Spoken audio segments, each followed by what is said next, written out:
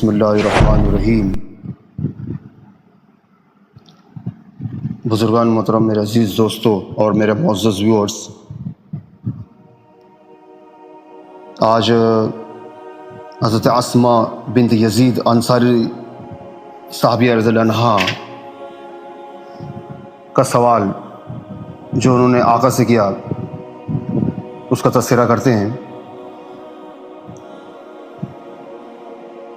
حضرت اسماء بنت یزید انصاری صحابیہ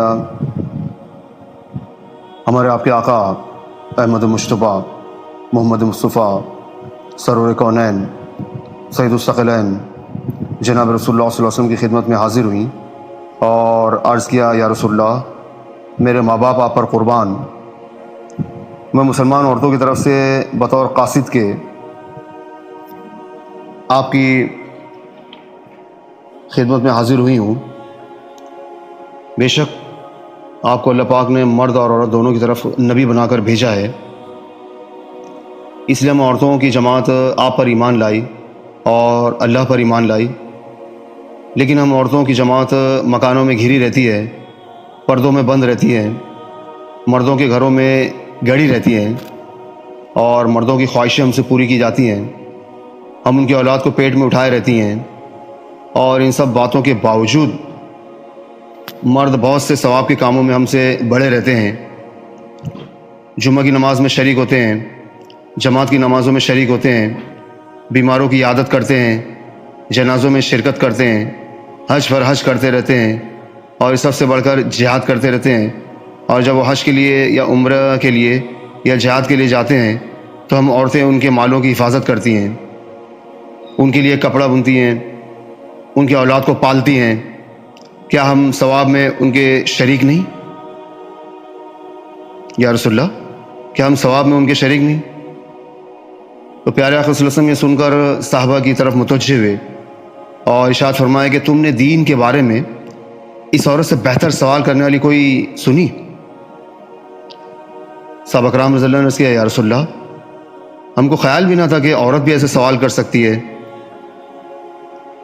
اس کے بعد آقا حضرت اسماء کی طرف متوجہ ہوئے اور ارشاد فرمایا کہ غور سے سن اور سمجھ، اور جن عورتوں نے تجھ کو بھیجا ہے ان کو بتا دے کہ عورت کا اپنے شوہر کے ساتھ اچھا برتاؤ کرنا اور اس کی خوشنودی کو ڈھونڈنا اور اس پر عمل کرنا ان سب چیزوں کے ثواب کے برابر ہے۔ حضرت اسماء یہ جواب سن کر نہایت خوش ہوئی اور خوش ہوتی ہوئی واپس ہو گئیں۔ سنا آپ لوگوں نے، میرے ویورز، سنا آپ لوگوں نے، عورتوں کو اپنے شوہروں کے ساتھ اچھا برتاؤ کرنا اور ان کی اطاعت و فرمانبرداری کرنا بہت ہی قیمتی چیز ہے، مگر پتہ نہیں عورتیں اس سے بہت ہی غافل ہیں۔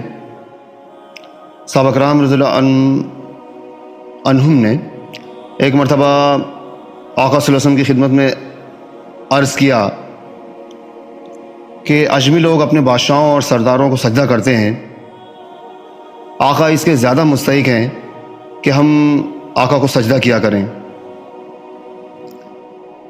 تو آقا صلی اللہ علیہ وسلم نے منع فرمایا اور ارشاد فرمایا کہ اگر میں اللہ کے سوا کسی کو سجدے کا حکم کرتا تو عورتوں کو حکم کرتا کہ اپنے شوہروں کو سجدہ کیا کریں۔ پھر آقا نے فرمایا، اس ذات کی قسم جس کے قبضے میں میری جان ہے، کہ عورت اپنے رب کا حق اس وقت تک ادا نہیں کر سکتی جب تک کہ شوہر کا حق ادا نہ کرے۔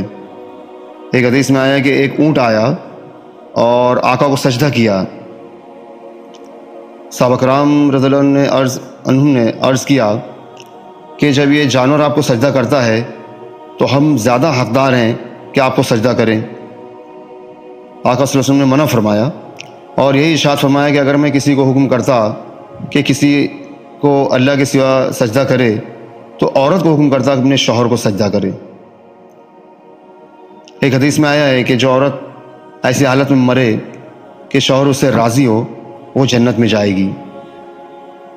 ایک حدیث میں آیا ہے کہ اگر عورت شوہر سے ناراض ہو کر علیحدہ رات گزارے تو فرشتے اس پر لعنت کرتے رہتے ہیں۔ ایک حدیث میں آیا ہے کہ 2 آدمیوں کی نماز قبولیت کے لیے آسمان کی طرف اتنی بھی نہیں جاتی کہ سر سے اوپر ہی ہو جائے۔ وہ کون سے 2 آدمی؟ ایک وہ غلام جو اپنے آقا سے بھاگا ہو، اور ایک وہ عورت کہ جو شوہر کی نافرمانی کرتی ہو۔ سنا آپ لوگوں نے میرے ویورز، خصوصاً میرے فیمیل ویورز نے، اگر خوشگوار زندگی گزارنا ہے، اگر خوشگوار زندگی گزارنا ہے تو شوہر ایک دوسرے کے حقوق کا خیال رکھنا ہوگا۔ بیوی شوہر کے حقوق کا خیال رکھے، شوہر بیوی کے حقوق کا خیال رکھے، تب جا کے ایک ہیپی میرڈ لائف گزرتی ہے۔ اللہ پاک میں کہنے سننے زیادہ عمل کرنے کی توفیق عطا فرمائے۔ اگر آپ کو ویڈیو پسند ہے اسے لائک کیجیے، چینل کو سبسکرائب کیجیے، اور اسے اپنے سہیلیوں میں شیئر کیجیے، اور ایسے اعمال کرنے کی کوشش کیجیے کہ ہمارا اللہ ہم سے خوش ہو جائے، کیونکہ ہمارا جو اس دنیا میں آنے کا جو مشن ہم کو دے کر بھیجا گیا ہے وہ یہی ہے کہ ہمارا اللہ ہم سے خوش ہو جائے، ہمارا اللہ ہم سے خوش ہو جائے، ہمارا اللہ ہم سے خوش ہو جائے۔ وآخر دعوانا الحمد للہ رب العالمین۔